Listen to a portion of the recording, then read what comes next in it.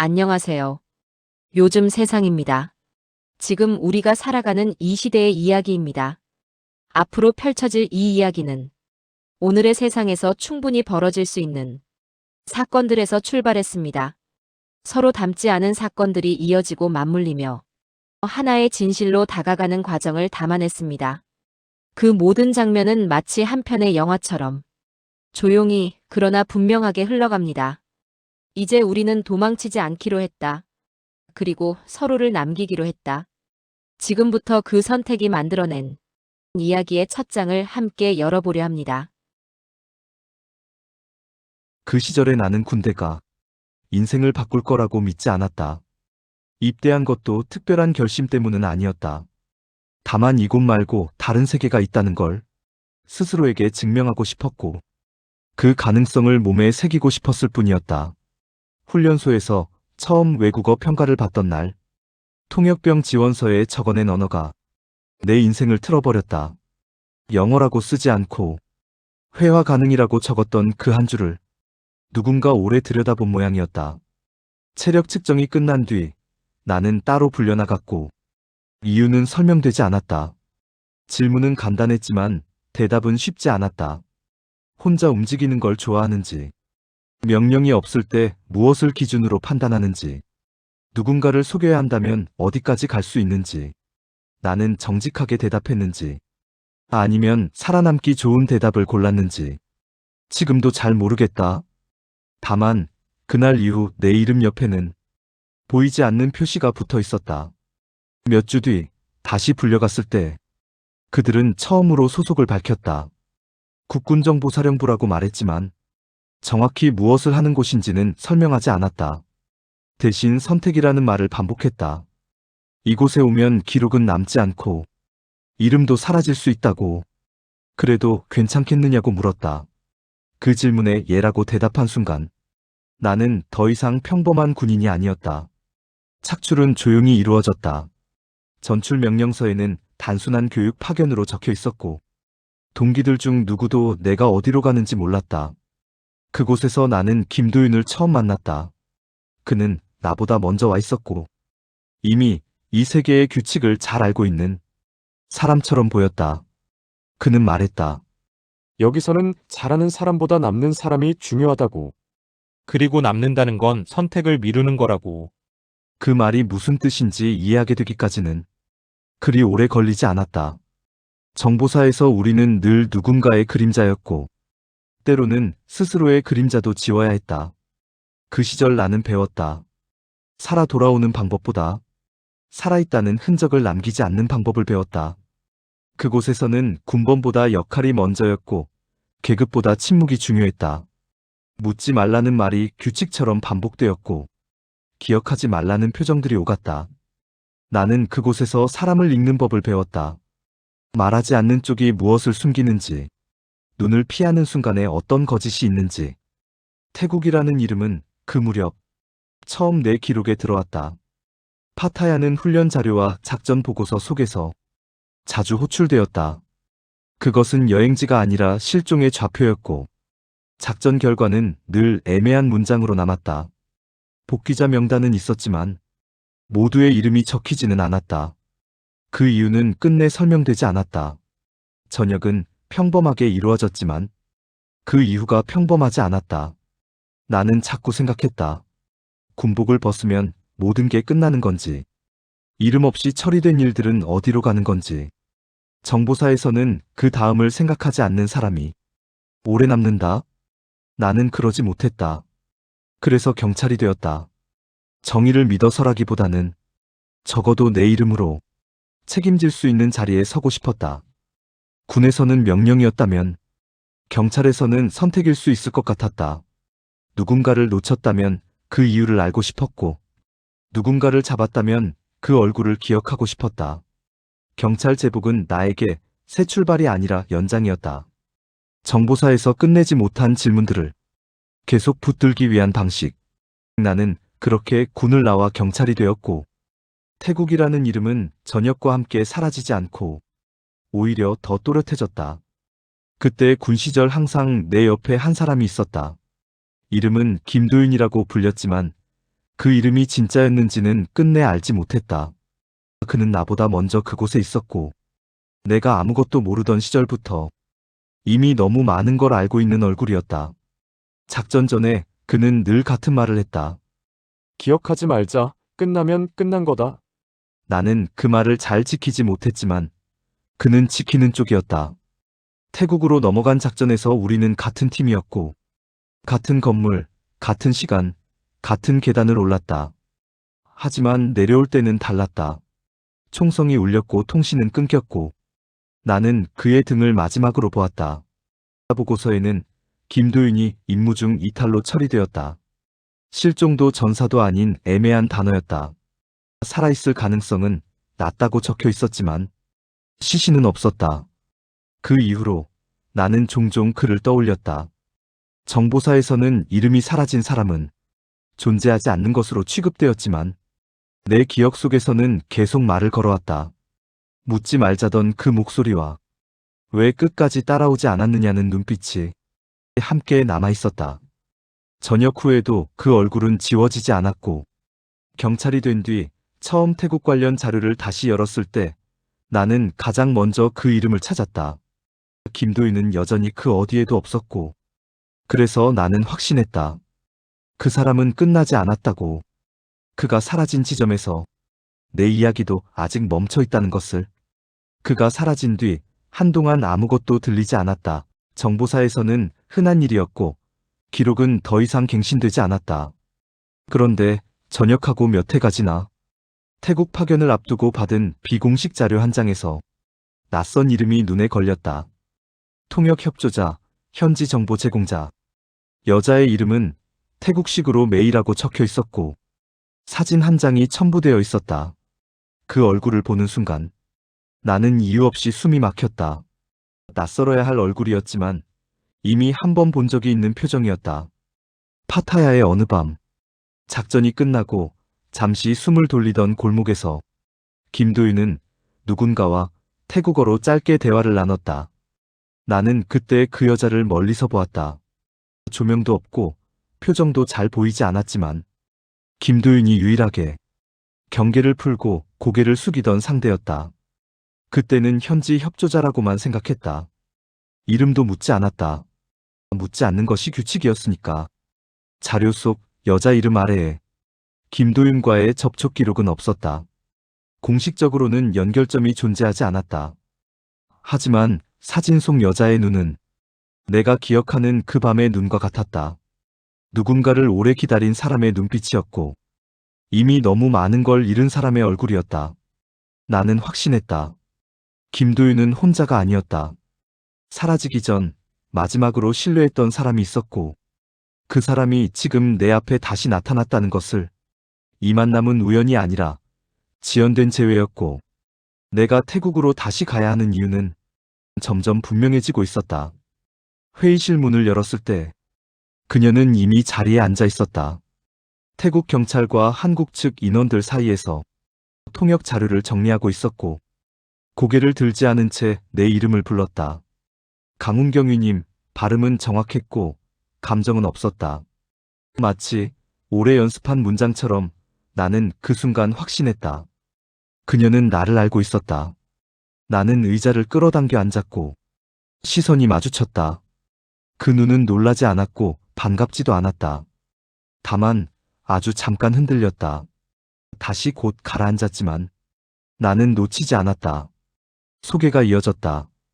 현지 협조 통역 담당이라고 그녀의 이름이 불렸고, 나는 형식적으로 고개를 끄덕였다. 그녀는 김도윤이라는 이름을 듣지 않았고, 나 역시 그 이름을 꺼내지 않았다. 회의는 인신매매 조직과 자금 흐름에 대한 이야기로 흘러갔지만 나는 그녀의 손을 보고 있었다. 펜을 쥔 손가락이 한 번도 떨리지 않는다는 것을. 회의가 끝나고 사람들이 하나둘 빠져나간 뒤 그녀는 나를 불렀다. 공식적인 호칭이었다. 강훈경위님. 나는 그 호칭이 마음에 들지 않았다. 그녀는 통역 자료를 정리하며 말했다. 태국에서는 질문을 너무 많이 하면 오래 머물기 어려워요. 나는 웃지도 고개를 끄덕이지도 않았다. 대신 물었다. 당신은 김도윤을 알고 있습니까? 그녀의 손이 멈췄고 공기가 달라졌다. 몇 초였는지 모른다. 그녀는 천천히 고개를 들었다. 그리고 말했다. 그 이름을 여기서 말하는 건 안전하지 않다고. 그 말은 부정도 긍정도 아니었다. 나는 알았다. 이 여자는 이미 내 과거 한복판에 서 있었고, 우리는 오늘 처음 만난 사이가 아니라는 것을.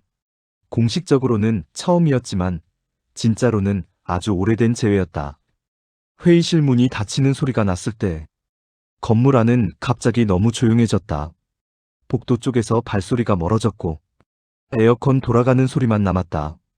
그녀는 서류를 정리하다 말고, 창 쪽으로 걸어가 블라인드를 반쯤 내렸다.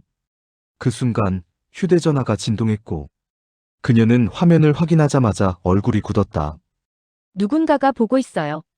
그녀는 태국어로 짧게 말했고, 곧바로 한국어로 반복했다. 이 건물 안에 우리 둘만 남은 게 아니에요. 나는 문 쪽으로 다가가 잠금 상태를 확인했다. 회의실은 외부에서 열 수 없게 되어 있었지만, 유리병 너머 복도는 그대로 노출돼 있었다. 그녀는 나를 보며 말했다. 김도윤이 사라지기 전 마지막으로 만난 장소가 여기 근처였어요. 그리고 그날도 이런 시기였어요. 사람들이 빠지고 통신이 끊기고 설명 없이 비는 시간. 나는 무전을 확인했지만 차분만 흘렀다. 그녀는 가방에서 작은 열쇠를 꺼내 바닥 배전함을 열었다. 통신 차단이에요. 짧은 시간 동안만 누군가가 2층을 고립시킨 거예요. 그 말이 끝나기도 전에 복도 끝에서 엘리베이터가 멈추는 소리가 들렸다. 숫자 표시판이 꺼져 있었고 발소리는 하나였다. 나는 그녀를 창 쪽이 아닌 테이블 아래로 끌어당겼다. 묻고 싶은 말은 많았지만 지금은 아니었다. 그녀는 숨을 죽이며 내 소매를 붙잡았다. 이건 경고예요. 그녀가 말했다. 우리가 다시 만났다는 걸 그쪽에서도 알아챘다는 뜻이에요. 나는 그제 알았다. 태국으로 돌아온 순간부터 감시는 이미 시작되었고 김도윤은 과거가 아니라 현재의 위험이라는 것을. 발소리는 회의실 문 앞에서 멈췄다. 손잡이가 돌아가는 소리는 없었지만 문 너머에 누군가 서 있다는 건 분명했다. 숨을 고르는 소리도 없었고 통신기를 만지는 잡음도 들리지 않았다. 훈련된 사람이라는 뜻이었다. 나는 테이블 아래에서 천천히 몸을 움직여 문과 시야가 겹치는 위치로 옮겼다. 그녀는 내 팔을 붙잡았고 고개를 저었다. 지금은 아니에요. 그 입모양이 그렇게 말하고 있었다. 문 앞 그림자가 유리벽 위로 어둡게 드리워졌다. 그때 복도 쪽 조명이 하나씩 꺼졌다. 계획된 순서처럼 위에서 아래로 어둠이 내려왔다. 손잡이가 아주 느리게 움직이기 시작했다. 잠금 장치가 걸려 있음에도 불구하고 내부 구조를 확인하는 듯한 미세한 흔들림이 이어졌다. 그녀의 손에 땀이 맺혀 있었다. 나는 낮게 속삭였다. 몇 명이에요? 그녀는 숨을 삼킨 뒤 입술만 움직였다. 여러 명이에요. 하지만 충분해요. 문 손잡이가 멈췄다. 잠시 정적이 흘렀고 그 정적이 더 위험했다. 나는 알았다. 이건 단순한 확인이 아니라 기억을 확인하러 온 사람의 방식이라는 걸. 김도윤이 사라지던 밤도 이런 침묵 뒤에 총성이 있었다. 손잡이가 다시 돌아갔다. 이번에는 멈추지 않았다. 잠금이 해제되는 미세한 금소금이 들렸고 문이 아주 조금 열리기 시작했다. 문이 열리는 순간 나는 테이블 아래에서 몸을 던졌다. 손잡이를 잡고 있던 팔꿈치를 꺾는 소리가 먼저 났고 상대의 숨이 짧게 터졌다. 총은 없었다. 최소한 지금 손에 들린 건 아니었다. 나는 문과 벽 사이로 몸을 밀어넣으며 상대를 바닥으로 눌렀다. 훈련된 반격이 바로 들어왔고 우리는 말없이 엉켜굴렀다. 그는 소리를 내지 않으려 했고 나 역시 마찬가지였다. 회의실 바닥에 떨어진 의자가 둔탁하게 밀려났고 그 소리마저 2층에서는 너무 크게 느껴졌다. 그는 내 손목을 정확히 노렸고 나는 그 동작이 정보사식이라는 걸 알아차렸다. 민간 조직의 움직임이 아니었다. 나는 무릎으로 그의 갈비를 찍었고 숨이 새는 틈에 팔을 더 깊게 꺾었다. 그때 그녀가 움직였다. 그녀는 문을 다시 밀어 닫으며 바닥에 떨어진 배전함 덮개를 걷어찼고 조명이 완전히 꺼졌다. 어둠 속에서 나는 그의 호흡 방향을 따라 머리를 찍었고 짧은 충격 뒤에 몸에 힘이 풀렸다. 그녀는 내 옆에 와서 낮게 말했다. 30초 안에 나가야 해요. 이 사람 혼자가 아니에요. 나는 고개를 끄덕이며 상대의 목에서 신분증을 뽑아냈다. 태국 경찰도 민간도 아닌 애매한 표식. 그 안쪽에 적힌 영문 이름이 있었고 한글로 읽히는 발음이 김도윤과 같은 줄의 노일 이름이었다. 그 순간 엘리베이터 쪽에서 다시 발소리가 들려왔다. 이번에는 하나가 아니었다. 그녀는 내 팔을 잡아 끌었다. 설명은 없었고 망설임도 없었다. 비상계단이 아니라 반대쪽 복도로 몸을 낮춰 이동했고 카메라 사각지대로만 걸었다. 엘리베이터 쪽에서 소리가 커지는 동안 우리는 이미 다른 동선에 있었다. 그녀는 주차장으로 내려가지 않고 건물 뒤편 서비스 출구로 나갔다. 밤 공기가 얼굴을 때렸고 오토바이 엔진 소리가 곧바로 이어졌다. 그녀는 헬멧을 내게 던지며 올라타라고 말했다. 질문할 시간은 없었다. 우리는 골목으로 들어갔고 관광객들로 붐비는 거리 직전에서 갑자기 방향을 틀었다. 불빛과 소음이 사라진 순간 도시의 표정도 달라졌다. 그녀는 몇 번이나 같은 길을 도는 것처럼 움직였고 그제야 추적을 끊는 동선이라는 걸 알아차렸다. 오래된 아파트 단지 앞에서 멈췄고 엘리베이터가 없는 계단을 택했다. 4층 문 앞에서 그녀는 망설이지 않고 문을 열었다. 안쪽은 생활의 흔적이 거의 없었다. 침대 하나, 테이블 하나, 그리고 통신 장비가 놓인 작은 책상. 그녀는 문을 잠그고 창문 블라인드를 내리며 말했다. 여긴 김도윤이 남겨둔 곳이에요. 그 이름이 공간에 닿자 공기가 다시 무거워졌다. 그녀는 이어 말했다. 그날 이후 누구도 믿지 않았고 그래서 여러 군데를 준비했어요. 여긴 가장 마지막이에요. 나는 방안을 둘러보며 물었다. 왜 나를 여기에 데려왔지? 그녀는 잠시 침묵하다가 말했다. 당신이 온 순간 이 은신처는 이미 들킨 거나 마찬가지예요. 김도윤을 찾는 사람들은 늘 그 다음 사람을 따라오니까. 그녀는 내 눈을 똑바로 보았다. 이제 우리는 같은 선에 서 있어요. 당신도, 나도. 그녀의 말이 끝나자 방 한쪽의 작은 모니터가 짧게 흔들리듯 꺼졌다. 외부를 감시하던 화면이었다. 먼저 계단 입구가 암전되었고 곧 골목 끝을 비추던 영상이 멈춘 장면처럼 굳어버렸다. 그녀는 욕을 삼키듯 낮은 숨을 뱉었다. 이건 너무 빨라. 아직 여유가 있어야 하는데. 나는 창으로 가지 않았다.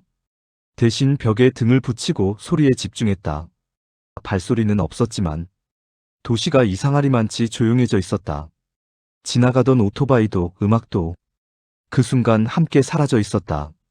의도적으로 만들어진 공백이었다. 그녀는 책상 아래에서 얇은 태블릿을 꺼내 지도 화면을 불러왔다. 은신처를 중심으로 몇 미터 안쪽에 표시들이 하나둘 떠올랐다.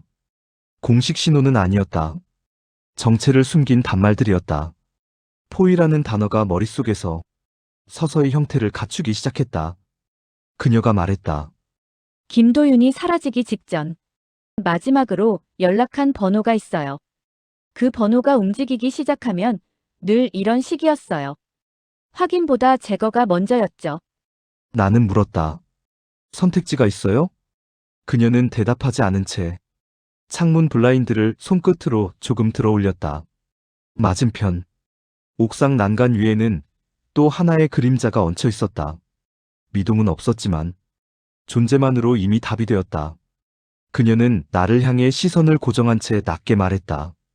여긴 오래 머물 수 있는 곳이 아니에요.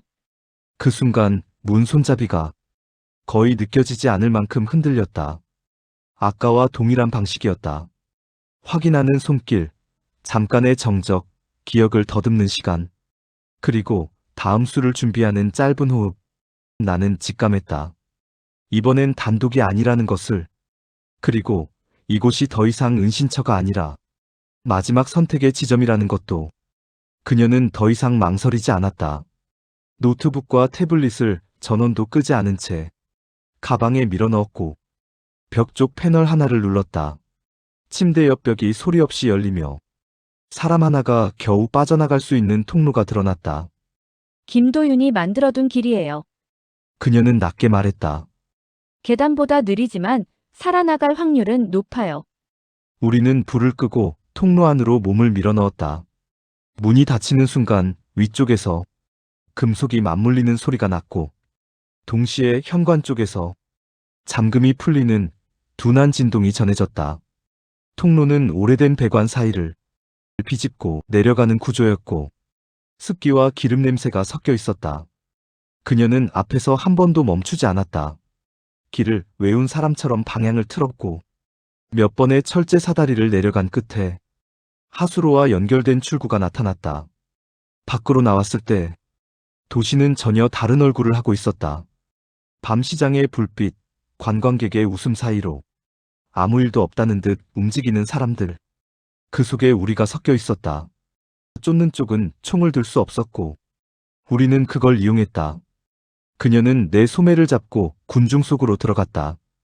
걷는 속도, 말투, 시선까지 모두 주변과 같아지도록 조정했다. 뒤에서 누군가의 시선이 느껴졌지만 돌아보지 않았다. 뒤를 돌아보는 순간부터 추격이 시작된다. 그녀는 숨을 눌러 낮게 말했다. 이제부터는 경찰도 정보사도 아니에요. 살아남는 선택만 남았어요. 나는 답하지 않았다. 하지만 분명히 이해했다. 이 도시는 이미 전장이 되었고 김도윤은 우리보다 먼저 이 길을 건너갔다는 것을, 그리고 우리가 그를 붙잡기 전까지 단 한순간도 안전이라는 말은 성립하지 않는다는 것을. 그녀는 군중이 가장 빽빽한 교차로를 지나자 갑자기 방향을 틀었다. 관광객들이 잘 가지 않는 골목이었고 불빛은 있었지만 웃음은 없었다. 그녀는 걸음을 늦추지 않은 채 말했다. 지금부터 내가 하는 말에 질문하지 마세요. 설명도 없어요. 선택지는 하나뿐이에요. 나는 고개를 끄덕였고 그녀는 휴대전화를 꺼내 짧은 번호를 눌렀다. 통화 연결음은 한 번도 울리지 않았다. 바로 목소리가 흘러나왔다. 낮고 느린 태국어였다.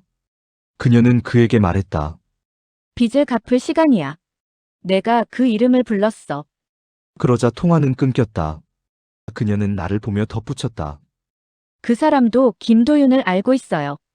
친구는 아니고 적도 아니에요. 돈이 되는 쪽을 기준으로 움직이는 사람이에요. 우리는 오래된 창고처럼 보이는 건물 앞에서 멈췄다. 간판은 닫힌 지 오래였고 문은 반쯤 열려 있었다. 안쪽에서는 음악도 사람 소리도 없었다.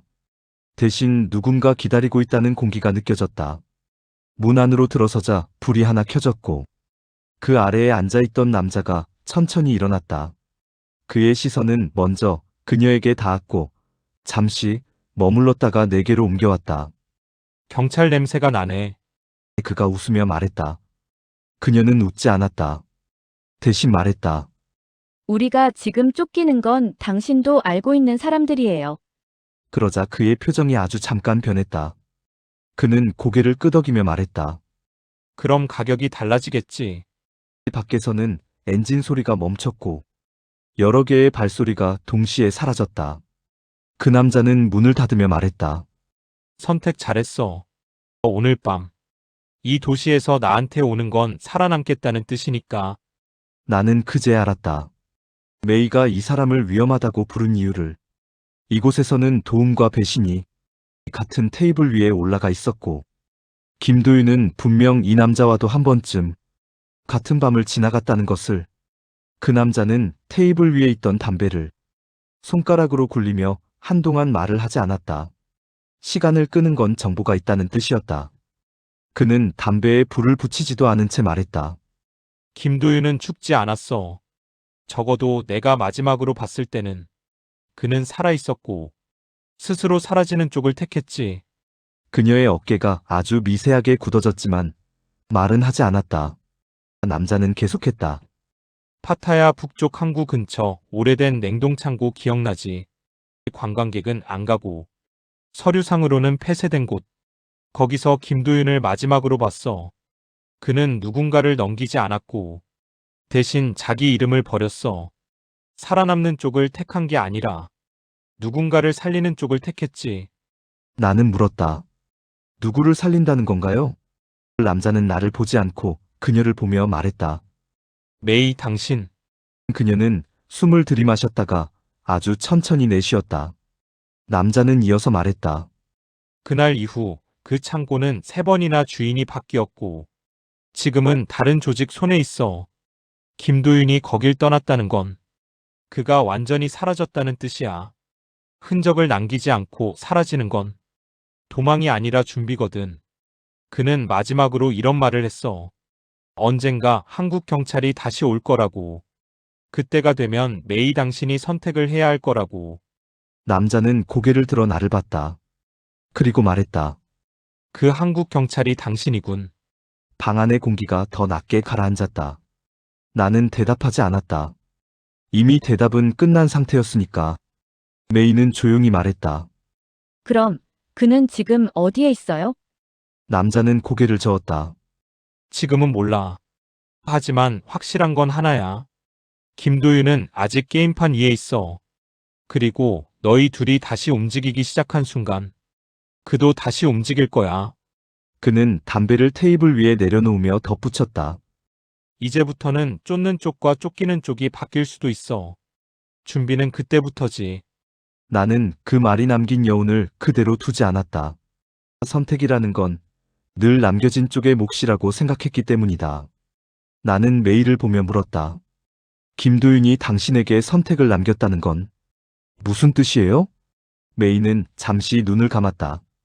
조직 간 정보를 사고 파는 브로커 파트가 더 이상 끼어들지 않고 의자에 기대 우리를 지켜보고 있었다. 그녀는 천천히 말했다. 김도윤은 늘 2가지 길만 보여줬어요. 도망가서 사는 길과 남아서 누군가를 살리는 길. 김도윤은 항상 2번째를 택했고 그 선택의 대가를 나에게 넘겼어요. 나는 이해하기 시작했다. 김도윤이 이름을 버렸다는 말이 단순한 신분 세탁이 아니라 누군가의 표적을 자신에게서 떼어내기 위한 선택이었다는 걸. 그녀는 말을 이었다. 그날 냉동창고에서 김도윤이 내게 떠나라고 했어요. 한국으로 가든 다른 나라로 가든 지금 이 판에서 빠지라고. 하지만 내가 남으면 자기는 사라질 수밖에 없다고. 그래서 선택하라고 했어요. 자기를 따라 사라질지 아니면 여기 남아 증인이 될지. 나는 김도윤이 왜 증인을 원했는지 떠올렸다. 죽이지 못하는 사람들은 늘 기록을 남긴다. 메이는 고개를 들고 나를 보았다. 내가 증인이 되면 언젠가 한국 경찰이 올 거라고. 김도윤이 말했어요. 강훈 경위님 같은 사람을 알아볼 수 있는 사람이 되어 있어야 한다고. 그녀는 낮게 말했다. 그래서 지금도 여기 남아있는 거군요.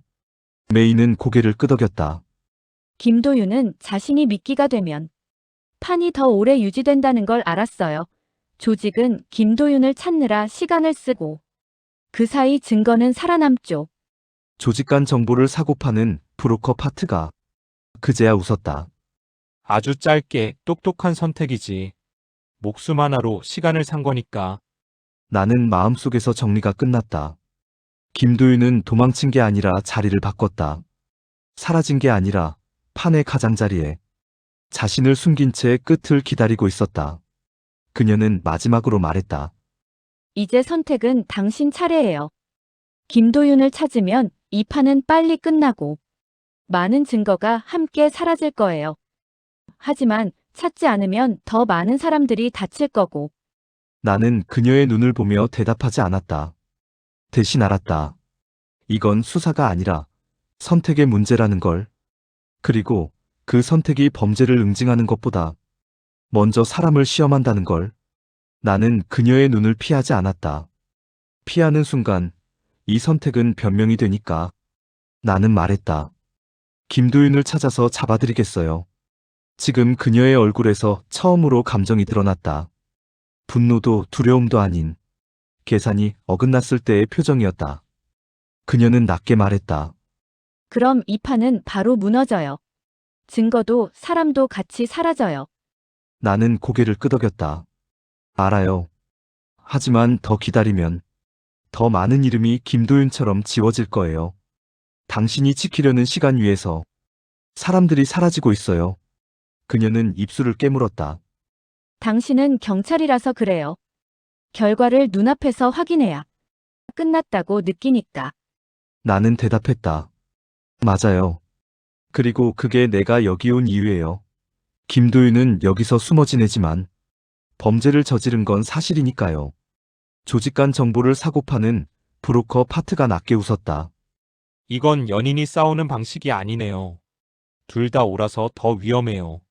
그녀는 나를 향해 한 발 다가왔다. 김도윤을 찾으면 당신도 표적이 돼요. 한국으로 돌아갈 길도 막히고 여기선 공식적인 수사도 할 수 없어요. 나는 한 박자 늦게 말했다. 이미 표적이에요. 당신과 같이 움직이는 순간부터. 그녀는 더 이상 설득하지 않았다. 대신 말했다. 그럼 김도윤을 잡는데 협조할게요. 김도윤을 찾되 내가 가진 증인은 건드리지 말아요. 그 선을 넘으면 난 당신 편에 설 수 없어요. 나는 잠시 침묵하다가 말했다. 약속은 못해요. 하지만 최대한 늦추겠어요. 그녀의 얼굴이 굳었다. 그게 우리가 같이 갈 수 있는 마지막 지점이라는 걸 서로 알고 있었다. 조직 간 정보를 사고 파는 브로커 파트가 자리에서 일어나며 말했다. 좋아졌네. 이제 진짜 판이 움직이겠어. 그는 문을 열며 덧붙였다. 김도윤을 찾는 순간 너희 둘 중 하나는 반드시 다른 선택을 하게 될 거야. 그리고 그때 누가 남고 누가 사라질지는 그때 결정되겠지. 우리는 같은 차에 탔지만 같은 방향을 보고 있지는 않았다.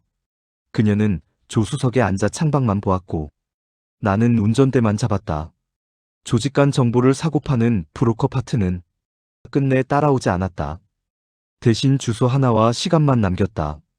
파타야 북쪽 항구로 향하는 길은 관광지도에서는 점점 사라졌고 가로등도 드물어졌다. 차 안에는 엔진 소리와 바다 냄새만 남았다. 그녀는 말을 하지 않았고 그 침묵은 항의이자 경고였다. 나는 물어야 할 질문들을 삼켰다. 지금은 답을 얻는 순간이 아니라 잃는 순간이라는 걸 알았기 때문이다. 냉동창고가 보였을 때 그녀는 처음으로 고개를 돌렸다. 여기서부터는 계획이 없어요. 김도윤이 사라진 뒤 이곳은 3번 주인이 바뀌었고 4번째는 흔적을 남기지 않는 쪽이에요. 나는 차를 멈추며 말했다. 그래서 더 빨라야 해요. 그녀는 웃지 않았다. 당신은 여전히 잡는 쪽의 언어를 쓰네요. 나는 그 말이 맞다는 걸 인정했다. 하지만 덧붙였다. 당신은 여전히 기다리는 쪽에 서 있고 우리는 그 중 부딪히고 있어요. 차에서 내리자 바람이 더 세게 불었다. 창고 벽에는 오래된 총알 자국과 새로 덧댄 철판이 뒤섞여 있었다. 그녀는 익숙한 듯 문 옆의 표시를 확인했다. 김도윤이 남긴 신호예요. 그가 떠났다는 뜻이 아니라 아직 누군가를 지키고 있다는 표시. 나는 그제야 깨달았다. 이 장소는 단서가 아니라 시험장이었다. 우리가 서로를 믿지 못한 채로도 끝까지 들어올 수 있는지. 김도윤은 그걸 보고 싶었던 것이다. 그녀는 마지막으로 말했다. 여기서부터는 당신의 선택이 곧 나의 위험이에요. 나는 대답했다. 그리고 당신의 침묵이 곧 나의 판단이죠. 우리는 동시에 문에 손을 올렸다. 같은 속도로 밀었지만 마음은 전혀 다른 방향으로 향하고 있었다. 문이 열리며 차가운 공기가 쏟아져 나왔고 그 순간 나는 확신했다. 김도윤은 이 안에 없을 수도 있지만 우리가 무엇을 잃을지는 분명히 여기서 결정된다는 것을. 창고 안은 생각보다 넓었고 생각보다 비어 있었다.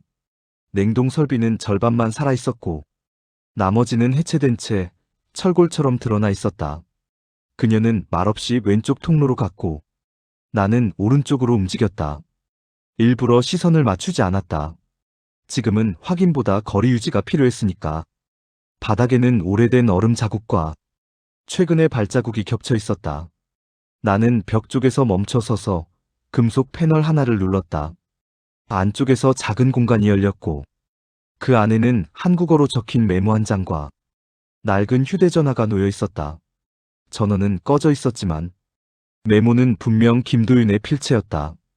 끝까지 오지 마라. 네가 오면 선택은 더 빨라진다. 그 문장을 보는 순간 나는 그가 나를 여기까지 끌어왔다는 확신이 들었다. 한편 그녀 쪽에서 발걸음이 멈췄다. 그녀는 바닥에 쪼그려 앉아 냉동 설비 아래를 들여다보고 있었다. 그곳에는 작은 금속 상자가 있었고 태국어와 숫자가 섞인 표시가 남아 있었다. 그녀는 그것을 열고 잠시 숨을 멈췄다. 안에는 메모리 카드와 오래된 사진 한 장이 있었다. 사진 속에는 김도윤과 그녀, 그리고 아직 어린 소녀 하나가 함께 있었다. 그녀의 가족이었다. 그녀는 사진을 접으며 낮게 말했다. 김도윤은 나한테 시간을 남긴 게 아니에요. 가족을 남겼어요. 그 말은 나에게는 들리지 말라는 말처럼 낮았지만 공간은 너무 조용했다. 나는 내 손에 쥔 메모를 접었다. 두 단서는 서로 다른 방향을 가리키고 있었다. 하나는 지금 멈추라는 신호였고 하나는 이제 움직이라는 신호였다. 우리는 같은 장소에서 전혀 다른 김도윤을 보고 있었다. 그녀는 나를 보지 않은 채 말했다. 당신이 찾으려는 김도윤과 내가 기다려온 김도윤은 다른 사람이에요. 그 말이 틀리지 않다는 걸 나는 인정할 수밖에 없었다. 이 선택은 다시 하나로 합쳐질 수 없는 방향으로 갈라지고 있었다. 우리는 동시에 아무것도 없다는 듯 고개를 끄덕였다. 그녀는 상자를 다시 제자리에 밀어넣었고 나는 메모와 휴대전화를 재킷 안쪽으로 숨겼다. 질문은 없었고 설명도 없었다. 이 침묵이 서로의 거짓말을 존중한다는 신호라는 걸 우리는 너무 잘 알고 있었다. 그녀가 먼저 말했다. 여기엔 더 이상 단서가 없어요. 누군가 이미 치웠어요. 나는 고개를 끄덕이며 바닥의 발자국을 발로 문질렀다. 그래 보여요. 오래 머물 곳도 아니고 그녀는 내 말을 믿는 척했고 나는 그녀의 척을 그대로 받아들였다. 우리는 다시 같은 방향으로 걸었다. 이번에는 일부러 발걸음을 맞췄다. 누군가 보고 있을 가능성을 계산한 움직임이었다. 창고 안쪽에서 금속이 부딪히는 소리가 났지만 우리는 멈추지 않았다. 위협에 반응하지 않는 건 협력의 연기였다. 그녀는 낮게 말했다. 다음은 항구 쪽이에요. 그가 사라질 수 있는 유일한 길. 나는 대답했다. 거긴 이미 정리됐을 거예요. 그래도 더 가야죠. 그녀는 그 말이 마음에 들지 않는다는 걸 숨기지 않았지만 반박하지도 않았다. 우리는 서로를 믿지 않기로 합의한 사람들처럼 움직였다. 그녀는 내가 김도윤을 바로 찾을 거라 생각했고 나는 그녀가 증거를 먼저 빼돌릴 거라 예상했다. 그 예측이 맞든 틀리든 상관없었다. 중요한 건 지금 같은 적을 향해 걷고 있다는 사실이었다. 창고 문을 나설 때 그녀가 잠시 멈춰서서 말했다. 여기서부터는 누가 먼저 배신하느냐의 문제예요. 나는 대답했다. 아니요. 누가 먼저 진실을 말하느냐의 문제죠. 그녀는 웃지 않았고 나도 웃지 않았다. 거짓 협력은 그렇게 시작됐다. 서로의 등을 지키는 척하면서 가장 먼저 등을 겨눌 준비를 한 채로 우리는 항구로 향하는 도로 중간에서 차를 세웠다. 검문도 사고도 아니었다. 길 한복판에 너무 자연스럽게 서 있는 사람이 있었기 때문이다. 가로등 아래에서 그는 손을 들어 차를 멈추게 했다.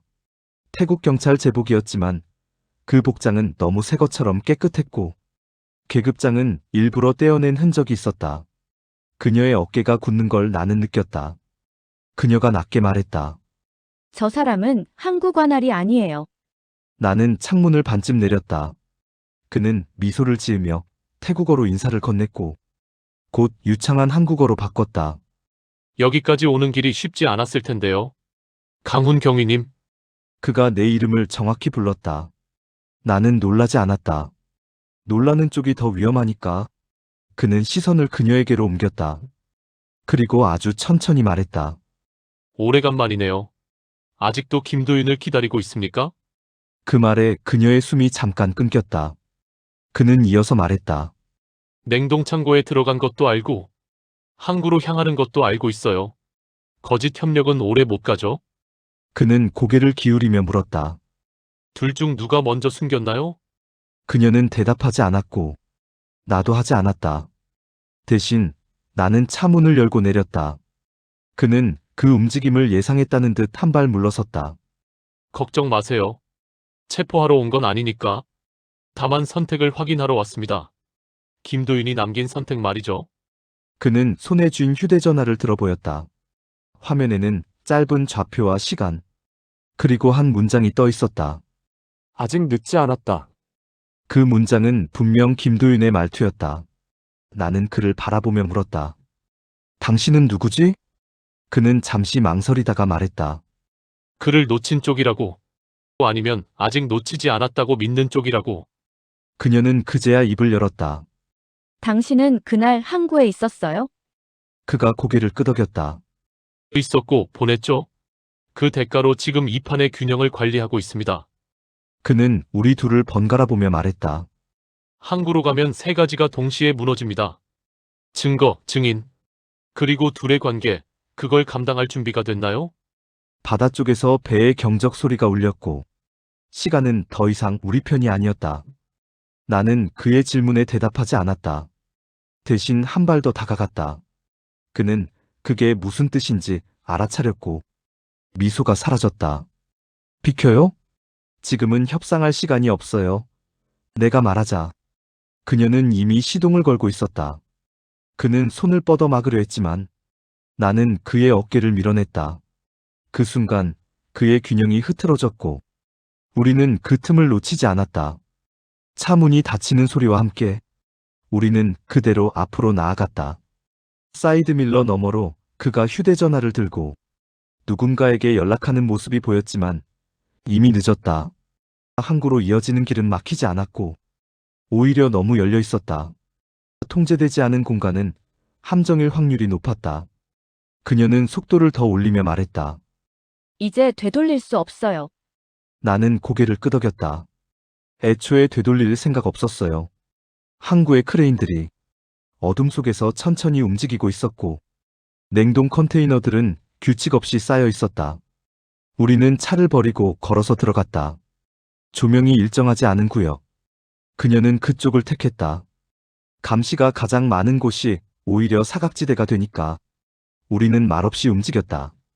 서로를 믿지 않는 상태에서도 동선만큼은 완벽하게 맞아떨어졌다. 갑자기 그녀가 멈췄다. 컨테이너 하나에 익숙한 표시가 있었다. 김도윤이 쓰던 신호였다. 지워진 흔적 위에 다시 덧그은 선. 살아있다는 뜻이 아니라 아직 선택이 남아있다는 뜻. 그녀는 숨을 삼켰고 나는 재킷 안쪽의 휴대전화가 미세하게 진동하는 걸 느꼈다. 동시에 항구 반대편에서 조명이 한꺼번에 켜졌다. 누군가가 판을 열었다. 너무 이른 계시였다. 그녀는 낮게 말했다. 우리가 온 걸 모두가 알아버렸어요. 나는 대답했다. 그래도 가야죠. 지금이 아니면 영원히 못 가요. 우리는 컨테이너 사이로 뛰기 시작했다. 뒤에서 발소리가 늘어났고 바다는 아무 말도 하지 않은 채 검게 열려 있었다. 그 순간 나는 확신했다. 김도윤이 우리를 부른 게 아니라 이 선택을 보려고 기다리고 있었다는 것을. 그리고 이 항구에서 끝나는 건 수사가 아니라 우리가 서로에게 어떤 사람이 될지라는 것을. 메이라는 이름은 가명이었고 본명은 아무도 부르지 않았다. 태국 정보사에서 그녀의 역할은 기록되지 않는 사람이었다. 공식 직책은 분석 요원이었지만 실제로는 연결자였다. 국경을 넘나드는 정보와 사람과 돈을 이어붙이는 자리. 그 어디에도 속하지 않으면서 모든 곳에 발을 걸쳐야 하는 자리. 메이는 언어에 능했고 숫자에 밝았고 무엇보다 사람의 선택을 읽는 데 탁월했다. 누가 배신할지, 누가 끝까지 남을지, 누가 거짓말을 할 때 숨을 고르는지. 그녀는 늘 한 박자 먼저 알아챘다. 김도윤은 그 세계에서 메이를 만났다. 둘은 같은 작전에 투입된 것이 아니라 같은 작전을 망친 쪽에 가까웠다. 서로의 실패를 덮어주기 위해 거짓 보고서를 공유했고 그 과정에서 둘은 함께 살기 시작했다. 안전 가옥이라고 부르기에는 너무 생활적이었고 연인이라고 말하기에는 너무 위험한 관계였다. 하지만 둘은 매일 같은 식탁에 앉았고 같은 시간에 잠들었고 서로의 총 위치를 알고 있었다. 메이는 김도윤을 통해 한국 정보사의 방식을 배웠고 김도윤은 메이를 통해 태국 정보사의 회색지대를 배웠다. 메이가 맡은 역할은 현장에 나가지 않는 현장 요원이었다. 직접 총을 들지 않지만 누가 총을 들게 될지는 그녀가 결정했다. 항구 노동자 명단, 금융 흐름, 위장회사 이동 경로. 그 모든 실마리는 메이를 거쳐야 움직였다. 그녀는 정보를 주지 않았다. 선택지를 던졌다. 이쪽으로 가면 살아남고 저쪽으로 가면 기록이 남는다고 말해줄 뿐이었다. 김도윤은 그 방식을 존중했고 그래서 더 깊이 빠져들었다. 둘이 아이를 낳았을 때 메이는 잠시 그 세계를 떠날 수 있을 거라 생각했다. 하지만 정보사는 떠난 사람을 그냥 두지 않았고 김도윤 역시 선택을 미루는 법을 잊지 못했다. 결국 메이는 아이를 데리고 태국 정보사에서 나왔다. 나왔다는 표현이 맞는지는 모르겠다. 다만 더 이상 소속이 없었고 대신 빚이 생겼다. 김도윤은 마지막으로 메이에게 말했다. 이번엔 내가 남을게. 너는 나가. 그것이 그가 남긴 선택이었다. 메이는 그 말을 믿지 않았다. 믿지 않으면서도 따를 수밖에 없었다. 그래서 지금 그녀는 조직 간 정보를 사고 파는 브로커 파트에게 도움을 청할 수 있는 사람으로 남아있고 김도윤의 마지막 행적을 알고 있을지도 모르는 유일한 사람이 되어 있었다. 그리고 그 모든 고리의 끝에 한국에서 온 정보사 출신 김도윤을 잘 아는 경찰인 내가 서 있다는 사실을 메이는 이미 알고 있었다. 그날은 비가 오지 않았고 그래서 더 위험했다. 비가 오면 모든 소리가 섞이지만 맑은 날에는 발소리 하나가 오래 남는다. 메이는 그걸 알고 있었다. 김도윤과 처음 같은 임무에 배치되었다는 통보를 받았을 때 메이는 이유를 묻지 않았다. 이유를 묻는 순간 이 일은 길어지니까. 태국 남부 항구 도시의 오래된 창고 하나. 겉으로는 수산물 중개회사. 실제로는 정보가 잠시 숨는 장소. 메이의 역할은 안에 들어가지 않는 것이었고 김도윤의 역할은 나오는 사람을 기억하는 것이었다. 둘은 그날 처음 같은 공간에 있었지만 같은 방향을 보지 않았다. 메이는 건물 맞은편 카페에 앉아 노트북을 켜고 있었고 김도윤은 창고 뒤 골목에서 담배를 피우는 척 서 있었다. 이어폰으로 주고받는 말은 최소한이었다. 지금 들어간 사람 셋이라고 메이가 말하면 김도윤은 확인이라고만 답했다. 오후 4시 17분 낯선 차량 한 대가 도착했고 메이는 번호판을 보자마자 직감했다. 이건 계획에 없던 흐름이라고 김도윤에게 빠져나올 준비를 하라고 했지만 그는 움직이지 않았다. 대신 물었다. 왜냐고? 메이는 잠시 망설이다가 말했다. 저 차는 우리의 타켓이 없어요. 당신을 잡으려는 함정이에요. 그 말이 끝나기도 전에 창고 안에서 총성이 울렸다. 한 발이 아니라 두 발. 그건 실수가 아니라 결단의 소리였다. 사람들은 뛰쳐나왔고 계획은 깨졌다. 메이는 카페 계산도 하지 않은 채 밖으로 나왔다. 김도윤은 이미 한 사람을 붙잡고 있었고 그 사람은 메이를 보자마자 눈빛이 바뀌었다. 아는 사람이라는 뜻이었다. 그 순간 메이는 판단했다. 이 사람을 넘기면 김도윤은 기록에 남고 넘기지 않으면 둘 다 사라진다. 김도윤이 물었다. 어떻게 할까요? 메이는 처음으로 명령이 아니라 선택을 줬다. 데리고 갈 수는 없어요. 하지만 보내줄 수는 있어요. 김도윤은 잠깐 그녀를 봤고 그 짧은 시선 안에 신뢰와 의심과 생존이 동시에 있었다. 결국 그는 손을 놓았다. 그 남자는 도망쳤고 총성의 이유는 보고서에서 누락되었다. 그날 이후 메이는 김도윤을 같은 임무에 다시 추천했고, 상부는 이유를 묻지 않았다. 이유를 묻지 않는다는 건 이미 답을 알고 있다는 뜻이니까. 그날 밤 둘은 같은 집에 들어갔고 아무 말도 하지 않은 채 같은 테이블에서 식사를 했다. 그것이 시작이었다. 연인도 동지도 아닌 함께 살아야만 안전해지는 관계의 시작. 그리고 훗날 아이가 태어나고 선택이라는 말이 남게 되는 모든 이야기의 첫 장면이었다. 그날 울린 두 발의 총성은 사람을 마치지 않았지만 내 인생을 정확히 관통했다. 총이 울린 뒤 모든 것이 달라졌다고 말하면 거짓말이다. 겉으로는 아무것도 달라지지 않았다.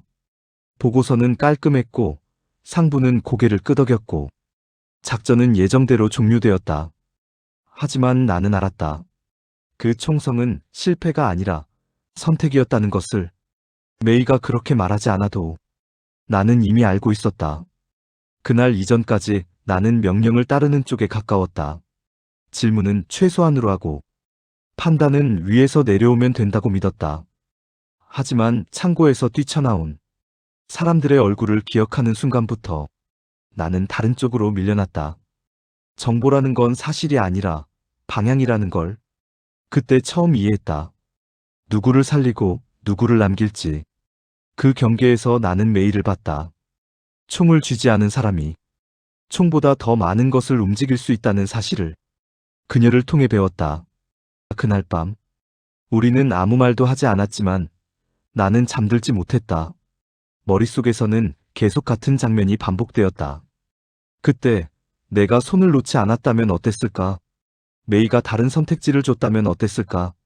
그리고 그 질문 끝에는 항상 같은 결론이 남았다. 내가 다시 그 자리에 서도 같은 선택을 했을 거라는 것. 그 확신이 나를 바꾸었다.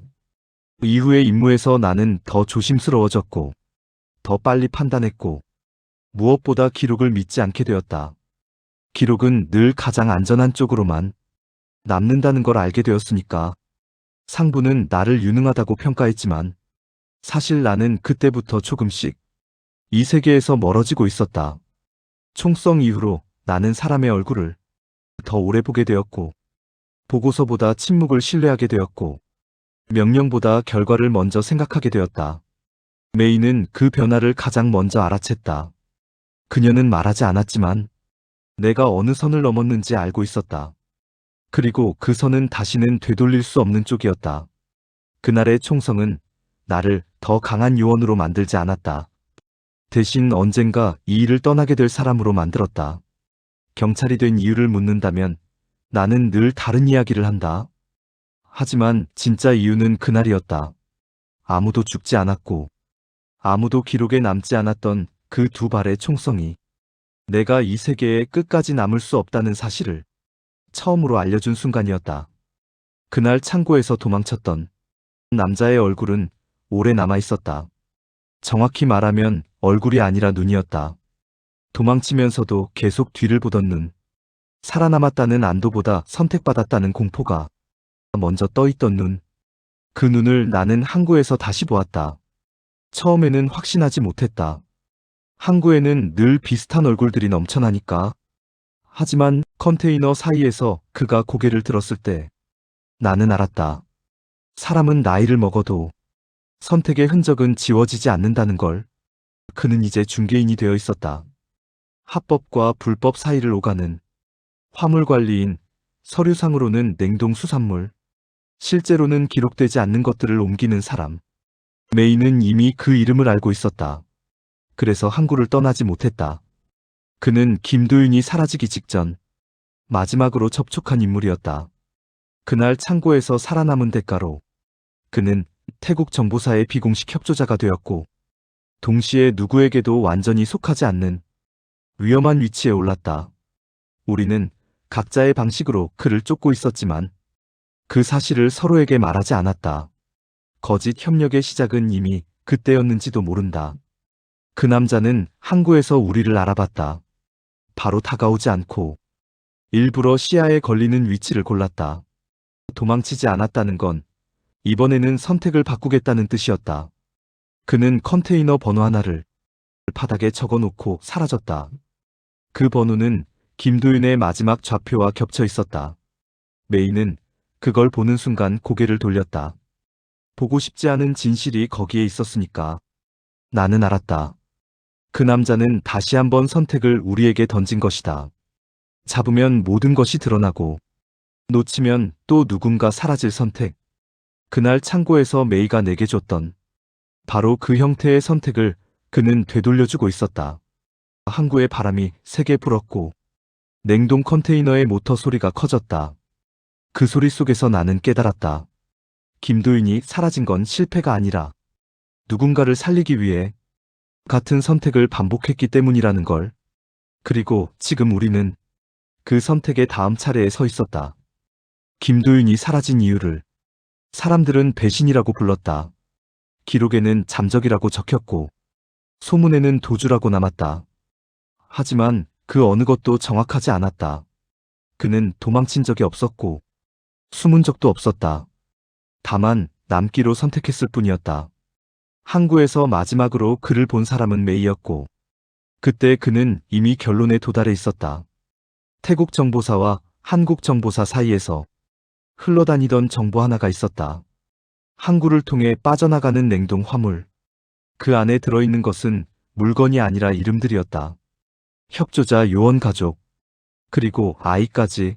메이는 그 명단을 봤고 김도윤도 봤다. 둘 중 하나는 사라져야 명단이 폐기되는 구조였다. 메이가 떠나면 아이는 살 수 있었고 김도윤이 남으면 거래는 성사되지 않았다. 그는 계산을 끝낸 뒤 메이에게 말했다. 이번엔 내가 남을게. 너는 나가. 그 말은 희생이 아니라 정리였다. 김도윤은 자신이 살아있는 한 그 명단은 계속 움직일 거라는 걸 알고 있었다. 그래서 그는 항구 안쪽으로 들어갔다. 공식 기록에서 사라지는 대신 비공식 구조 안으로 숨어들었다. 사라진 것이 아니라 고립된 선택이었다. 그는 정보사가 가장 싫어하는 존재가 되었다. 죽이지도 쓸 수도 없는 사람. 그는 중개인들을 붙잡아두는 미끼가 되었고 동시에 항구의 균형을 유지하는 장치가 되었다. 메이는 그 사실을 알고도 말하지 않았다. 말하는 순간 김도윤의 선택이 무너질 테니까. 그가 남긴 선택이라는 말은 그래서 단순했다.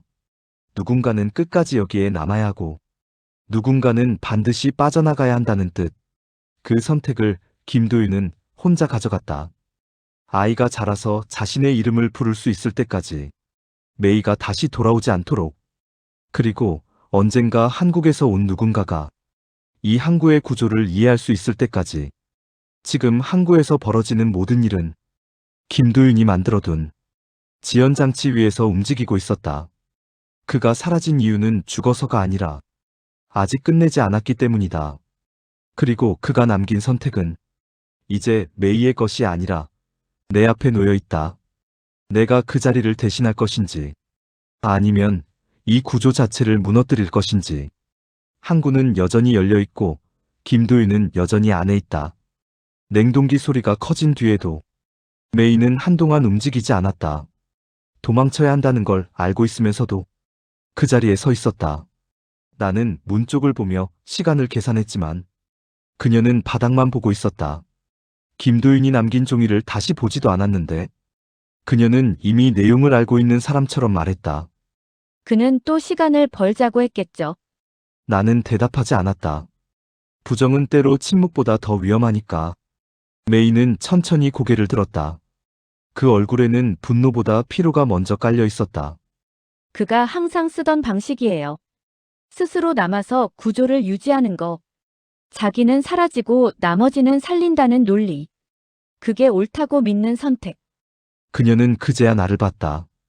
그리고 처음으로 단정하게 말했다. 그 선택은 틀렸어요. 그 말은 울분도 눈물도 없이 나왔다. 그래서 더 무거웠다. 그녀는 벽에 기대어 숨을 고르며 말을 이었다. 김도윤은 늘 혼자 계산했어요. 아이가 태어났을 때도 나한테는 말하지 않았죠. 위험을 분산시키는 게 아니라 혼자 짊어지는 게 정의라고 믿었으니까. 메이는 손을 꽉 쥐었다. 손톱이 손바닥을 파고들 만큼. 그 선택이 우리를 지켰다는 건 알아요. 하지만 그 선택 때문에 그는 지금도 안에 있어요. 나가지 못하고 끝내지 못하고. 나는 그제야 깨달았다. 메이가 처음으로 김도윤을 놓아주지 않겠다고 말하고 있다는 걸. 그 선택을 존중하는 대신 부정하겠다고 선언하고 있다는 걸. 그녀는 말했다. 이번엔 내가 계산할게요. 더 이상 혼자 남게 두지 않을 거예요. 그 말은 김도윤에게 보내는 말이 아니라 나에게 하는 요구였다. 내가 그 자리를 대신하지 말라는 경고. 그리고 구조를 깨라는 명령. 냉동창고 밖에서 금속이 부딪히는 소리가 났다. 포위가 완성되고 있었다. 메이는 마지막으로 말했다. 김도윤의 선택을 지키면 우리는 또 누군가를 잃어요. 그러니까 이번엔 다른 선택을 해야 해요. 나는 대답 대신 고개를 끄덕였다. 그 순간부터 이 작전은 김도윤을 찾는 일이 아니라 김도윤이 남긴 구조를 부수는 일이 되었다. 우리는 냉동창고를 빠져나와 항구 외곽의 통신중개구역으로 이동했다. 그곳은 늘 시끄러워야 할 장소였지만 이상하리만치 조용했다. 메이는 그 정적을 보자마자 멈췄다. 이건 작업 중이 아니에요. 이미 끝난 동선이에요. 나는 그 말의 의미를 이해하기까지 몇 초가 걸렸다. 그리고 그 몇 초가 지나자 휴대전화들이 동시에 진동했다. 번호는 모두 달랐지만 신호의 리듬은 같았다. 메이는 화면을 보지 않고도 말했다. 김도윤이 쓰던 방식이에요. 사람을 부르지 않고 흐름을 부르는 방식. 우리는 중계기 뒤편으로 몸을 숨겼고 그제야 보였다. 항구를 빠져나가는 차량들. 그 안에서 통화가 시작되고 있었다. 목소리는 젊었고 말투는 훈련되어 있었고 무엇보다 감정이 없었다. 메이는 낮게 말했다. 태국 보이스피싱 조직이에요. 단순한 사기단이 아니라 정보, 선별, 조직 피해자를 고르는 기준이 너무 정확해요. 나는 그제야 냉동창고에서 본명단을 떠올렸다. 이름이 아니라 조건들, 연령, 직업, 가족관계, 통화시간대. 그건 범죄자의 데이터가 아니라 정보기관의 분류였다. 메이는 잠시 침을 삼켰다. 김도윤은 이 조직을 감시한 게 아니에요. 그 안으로 들어갔어요. 정확히 말하면 만들었죠. 상부가 손대지 못하는 영역에 질서를 세우기 위해서. 처음엔 정보 수집이었고, 그 다음엔 통제였고, 결국에는 관리자가 되었어요. 그녀는 나를 똑바로 봤다. 그리고 말했다. 김도윤은 보스였어요. 얼굴 없는 보스. 자금 흐름을 쥐고 타겟 기준을 정하고 선을 넘지 않게 막는 사람. 그가 사라진 뒤에도 조직이 무너지지 않은 이유예요. 그는 범죄자가 되어서 범죄를 묶어두는 선택을 한 거예요. 그 말은 변명처럼 들리지 않았다. 너무 오래 준비된 결론처럼 들렸다. 나는 물었다. 그럼 왜 지금 흔들리는 거죠? 메이는 고개를 저었다. 그가 떠났기 때문이 아니라 그가 다시 움직이기 시작했기 때문이에요. 김도윤은 더 이상 막는 쪽에만 있지 않아요. 이제는 끝내려고 하고 있어요. 조직과 함께 사라지는 방식으로. 그녀의 말이 끝나자 멀리서 통화가 일제히 종료되는 신호음이 들렸다. 항구의 불이 일부 꺼졌고 바다는 아무 일도 없다는 듯 잠잠했다. 나는 그제야 이해했다. 김도윤이 사라진 이유가 왜 이렇게 오래 유지되었는지, 그가 선택한 자리가 왜 죽음보다 위험한지. 그는 정의를 지키기 위해 법을 벗어난 게 아니라 정의가 더 이상 작동하지 않는 곳에서 규칙을 만들기로 한 사람이었다. 그리고 지금 그 규칙이 무너질 시간에 맞춰 우리를 부른 것이다. 메이는 작전을 설명하지 않았다. 설명은 기록이 되니까. 대신 순서를 정리했다. 지금부터 울리는 전화는 모두 미끼예요. 끊기는 전화는 모두 신호고요. 나는 고개를 끄덕였다. 이미 이해하고 있었다. 김도윤이 만든 조직은 통화로 움직이지만 무너질 때는 침묵으로 무너진다는 걸. 항구 전체의 중계기가 동시에 열렸고 메이가 입력한 코드 하나로 타깃 기준이 바뀌었다. 피해자를 고르는 기준이 아니라 가담자를 드러내는 기준으로. 오래 숨겨두었던 역방향 분류. 김도윤이 설계했지만 실행하지 않았던 마지막 장치였다. 전화가 울렸고 이번엔 조직원들이 받았다. 그들은 자신들이 고르고 선택해온 줄 알았지만 사실은 선택당하고 있었다. 메이는 낮게 말했다. 이제 김도윤도 알았을 거예요. 내가 이걸 썼다는 걸. 나는 주변을 살폈다. 항구 곳곳에서 동시에 움직임이 시작되었다. 컨테이너 문이 열리고 차량이 멈췄고 통화를 하던 사람들이 자리에서 일어났다. 태국 경찰과 국제공조팀이 그 순간을 기다렸다는 듯 진입했다. 일망타진이라는 말은 과장처럼 들리지만 그날은 달랐다. 도망칠 경로가 없었고 변명할 시간도 없었다. 조직은 붕괴가 아니라 정지되었다. 그 중심에서 김도윤은 나타났다. 도망치지 않았다. 가면도 없었고 무장도 없었다. 그는 메일을 먼저 봤고 그 다음 나를 봤다. 예상했다는 얼굴이었다. 메이가 말했다. 이제 끝내자. 김도윤은 잠시 눈을 감았다. 그리고 아주 짧게 웃었다. 네가 계산을 다시 했구나. 그 말에는 원망도 분노도 없었다. 다만 안도에 가까운 숨이 섞여 있었다. 그는 손을 들었고 그 순간 모든 통화가 완전히 종료되었다. 항구는 처음으로 조용해졌다. 체포는 형식에 불과했다. 김도윤은 이미 자신이 만든 구조에서 빠져나와 있었다. 그는 마지막으로 메이를 보며 말했다. 이번엔 내가 선택당한 거네. 메이는 대답하지 않았다. 대신 한 발 다가가 말했다. 이번엔 혼자가 아니었어요. 그 말에 김도윤은 고개를 끄덕였다. 그걸로 충분했다. 그날 항구에서 잡힌 건 보이스피싱 조직의 보스가 아니라 오래된 선택 하나였다. 혼자 남아서 버티는 방식. 정의를 지키기 위해 사라지는 사람의 방식. 그리고 그 방식은 그날로 끝났다. 김도윤은 잡혔고 조직은 멈췄고 메이는 더 이상 도망치지 않아도 되는 사람이 되었다. 나는 그제야 경찰이 된 이유를 다시 생각했다. 잡기 위해서가 아니라 끝내기 위해서라는 이유를. 재판은 조용하게 시작되었다. 방청석은 비어 있었고 기자도 많지 않았다. 사건의 크기에 비해 이상할 만큼 관심이 없었다. 그건 이미 누군가가 관심을 정리해 두었기 때문이었다. 김도윤은 피고석에 앉아 있었고 수갑을 차고 있었지만 자세는 여전히 정보사 요원 같았다. 등을 곧게 세우고 시선을 흔들지 않았다.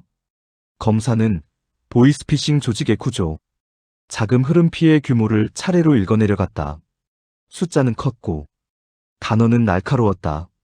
하지만 김도윤은 그 어떤 순간에도 고개를 숙이지 않았다. 방청석 끝자리에 앉아있던 메이는 그걸 보고 있었다. 아이를 안고 있지 않았고 대신 손을 무릎 위에 올려두고 있었다.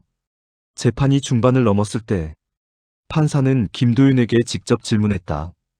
왜 그 조직의 최상단에 있었나요? 김도윤은 잠시 침묵하다가 말했다. 막기 위해서였습니다. 판결문에 남기기엔 너무 단순한 대답이었다. 판사는 이유를 요구했고 김도윤은 고개를 들었다. 제가 보기엔 그 조직은 사라질 수 없는 구조였습니다. 수요가 있고 국경이 있고 법이 닿지 않는 시간이 있으니까요. 그는 천천히 말을 이었다. 그래서 없애는 대신 묶어두는 쪽을 택했습니다. 피해 기준을 만들고 선을 정하고 내부 경쟁을 금지하고 아이와 노인을 의료정보 타겟에서 제외했습니다. 방청석이 술렁였다. 검사는 즉각 반박했지만 김도윤은 멈추지 않았다. 내가 안에 있으면 더 큰 조직이 들어오지 못합니다. 내가 나가면 공백이 생기고 그 공백은 항상 더 잔인한 쪽이 채웁니다. 그는 메일을 보지 않았다. 대신 판사를 보며 말했다. 저는 범죄자가 되기로 선택한 게 아니라 범죄의 속도를 늦추기로 선택했습니다. 그 선택이 옳았는지는 모르겠습니다. 하지만 그 선택 덕분에 몇 년간 죽지 않은 사람들이 있습니다. 그 말은 변론이 아니라 보고에 가까웠다. 재판 말미에 판사는 물었다. 그럼 왜 지금 끝내려 했습니까? 김도윤은 그제야 시선을 메이 쪽으로 돌렸다. 아주 짧게 그리고 말했다. 아이가 제 이름을 부르기 전에 끝내고 싶었습니다. 더 이상 선택을 미루지 않기 위해서 그는 다시 고개를 숙였다. 그 순간 메이는 처음으로 눈을 감았다. 김도윤의 진짜 목적은 무죄가 아니었다. 이해도 아니었다. 그가 원한 건 단 하나였다. 이 구조가 자신으로 끝나게 하는 것. 그리고 다음 사람이 같은 선택을 하지 않게 만드는 것. 재판이 끝나고 판결은 예정대로 내려졌다. 유죄였다. 하지만 그날 법정에서 확정된 것은 형량이 아니라 김도윤이라는 사람의 결론이었다. 그는 정의를 어긴 사람이 아니라 정의를 너무 오래 혼자 붙들고 있었던 사람이었다. 그리고 그 사실은 판결문보다 오래 남았다. 김도윤이 수갑을 차고 법정을 나간 뒤 메이와 나는 한동안 같은 공간에 있으면서도 말을 하지 않았다. 해야 할 말이 없어서가 아니라 말이 되면 관계가 바뀔 것 같아서였다. 그녀는 더 이상 도망치는 사람이 아니었고 나는 더 이상 외부에서 들어온 사람이 아니었다. 그 사이에 김도윤이 남긴 빈자리가 있었다. 메이는 이전보다 조용해졌지만 약해지지는 않았다. 선택을 미루지 않겠다고 말한 사람의 표정이었다. 우리는 공조보고서를 함께 정리했고 이름을 공유했고 책임을 나눴다. 그 과정에서 신뢰는 다시 계산되었다. 감정이 아니라 구조로. 그녀는 정보를 숨기지 않았고 나는 판단을 독점하지 않았다. 김도윤이 했던 방식을 의도적으로 피했다. 함께 결정하고 함께 남기는 방식으로. 메이는 처음으로 나에게 아이 이야기를 했다. 보호가 아니라 삶의 문제로. 나는 처음으로 메이에게 경찰로서가 아니라 사람으로서 묻는 질문을 했다. 여기서 계속할 건지 떠날 건지. 그녀는 잠시 생각하다가 말했다. 이제는 떠날 수 있지만 떠나지 않을 거예요. 그 말은 부탁이 아니라 선언이었다. 우리는 같은 편이 되었지만 같은 사람이 되지는 않았다. 그 거리감이 오히려 안전했다. 김도윤 이후의 관계는 희생이 아니라 공존이어야 했으니까. 밤이 되면 우리는 항구 근처를 함께 걸었고 말보다 침묵이 많아졌다. 그 침묵은 더 이상 위협이 아니었다. 김도윤을 공유한 사람들이 아니라 김도윤을 끝낸 사람들이 되었기 때문이다. 메이는 마지막으로 이렇게 말했다. 당신이 들어온 건 우연이 아니었어요. 그가 남긴 구조를 깰 수 있는 사람을 기다린 거예요. 나는 대답하지 않았다. 다만 이번에는 혼자 남지 않겠다는 선택을 마음속으로 확정했을 뿐이었다. 아이를 마주 본 건 아주 조용한 집 아니었다. 창문은 낮게 열려 있었고 바람 대신 생활의 냄새가 들어왔다. 메이는 신발을 벗으며 잠시 멈췄다. 준비를 하는 사람의 멈춤이었다. 안에 있어요. 들어오라는 말은 아니었다. 나는 한 발 늦게 따라 들어갔다. 거실 한가운데 작은 장난감들이 흩어져 있었고 그 사이에 아이가 앉아 있었다. 생각보다 작았고 생각보다 단단해 보였다. 아이는 나를 보자 울지 않았다. 대신 한참을 바라봤다. 처음 보는 어른을 평가하는 눈이었다. 메이는 아이에게 내 이름을 말하지 않았다. 그럴 필요가 없다는 듯이. 아이는 이미 알고 있는 것처럼 나를 보고 있었다. 김도윤을 닮았다는 생각은 들지 않았다. 대신 김도윤이 남기지 못한 시간을 닮아 있었다. 아이가 천천히 일어나 다가왔다. 손에 쥔 작은 자동차를 내 발 앞에 내려놓았다. 주는 것도 요구하는 것도 아닌 놓아두는 방식이었다. 나는 그 앞에 쪼그려 앉았다. 말은 하지 않았다. 아이에게는 말보다 태도가 먼저라는 걸 알고 있었으니까. 메이는 뒤에서 지켜보고 있었고 나는 그 시선을 느꼈다. 아이는 잠시 나를 보더니 갑자기 물었다. 아저씨 경찰이에요? 그 질문은 배운 적 없는 타이밍으로 나왔다. 나는 고개를 끄덕였다. 아이는 다시 물었다. 나쁜 사람 잡았어요? 나는 잠시 멈췄다. 그리고 말했다. 끝내는 중이야. 아이는 그 말을 이해했는지 이해하지 않았는지 알 수 없었지만 더 묻지 않았다. 대신 다시 바닥에 앉아 자동차를 굴렸다. 그 소리가 방 안에 길게 남았다. 그 순간 나는 깨달았다. 김도윤이 지키려고 했던 건 거대한 정의가 아니라 이런 소리였다는 걸. 메이는 아이를 안지 않았다. 그저 옆에 앉았다. 그 거리에는 불안도 신뢰도 함께 있었다. 아이가 다시 고개를 들었다. 이번에는 메이를 봤다. 그리고 말했다. 오늘도 아빠 안 와요? 메이는 대답하지 않았다. 대신 아이의 등을 천천히 쓸어내렸다. 나는 그 장면을 보며 알았다. 이 아이 앞에서는 누구도 대신 선택해줄 수 없다는 걸. 김도윤도 메이도 나도 각자의 선택은 여기까지였고, 이제는 이 아이가 자기 시간을 살 차례라는 걸. 그래서 나는 그 집을 나서며 처음으로 확신했다. 이 사건이 정말로 끝났다는 걸 잡아서가 아니라 남길 수 있어서 끝났다는 걸. 우리는 결혼식을 크게 하지 않았다. 그럴 이유가 없었고 그럴 필요도 없었다.